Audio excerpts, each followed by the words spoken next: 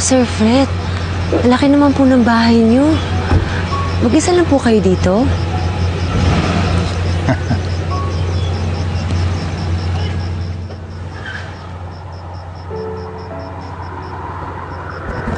Sir!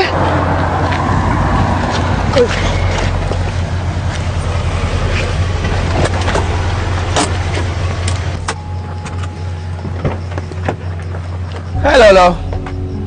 Did you miss me?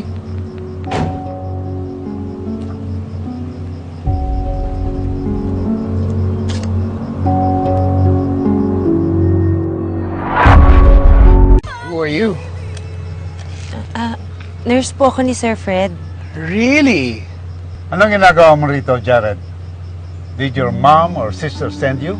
Gusto ba nilang malaman kung masama na ang lagay ko? Well, I'm sorry to disappoint them, but I'm still standing. Ba't ba ang sama ng tingin niyo sa amin, Lo? Apo niya kami, oh. Concerned lang naman kami sa inyo, eh. Sa pa, sinisira niya yung image ko sa bago niyong nurse, oh.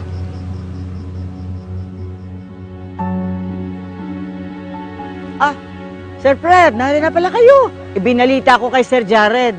Darating kayo. Delia, samahan mo si Luisa sa master's bedroom. Ayusin niyo yung mga gamit ko. Kakausapin ko lang itong apo ko. Excuse me po.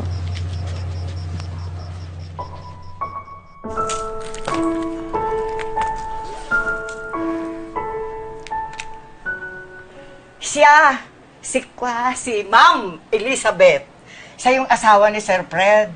Matagal na siyang patay. Hindi na nga niya nakita yung mga apo niya kay Ma'am Estela, eh. Ma'am Stella? Si Ma'am Estela, ito. Ito siya, oh. Ito siya. Nasa Amerika na siya. Siya yung kaisa-isang anak ni Sir Fred. Siya yung mama ni Sir Jared tsaka ni Ma'am Allison. Ay, ang dami naman po palang kamag-anak ni Sir Fred. Oh. Pero bakit hindi po sila dumadalaw sa ospital, Manang? Ewan ko nga ba kay Sir. Pati kami, mga katulong dito, mga kasambahay, mga boy, pinagbabawalan kami lahat. Siguro, dahil nasanay na siya mag-isa, matagal na rin kasing wala yung pamilya niya rito, eh. Are you here para inisin ako? Well, you've succeeded. Makakaalis ka na. Actually, nandito ako dahil pinapunta ako ni Allison to check up on you. Pwede naman siyang tumawag para mangumusta. You didn't have to come here. I had to come here dahil kung hindi ko makikilala yung bago niyong sexy nurse. Shut up, Jared. And leave Luisa alone. Actually, I want to know, ba't kayo kumuha ng nurse? I know you like her, for sure yun.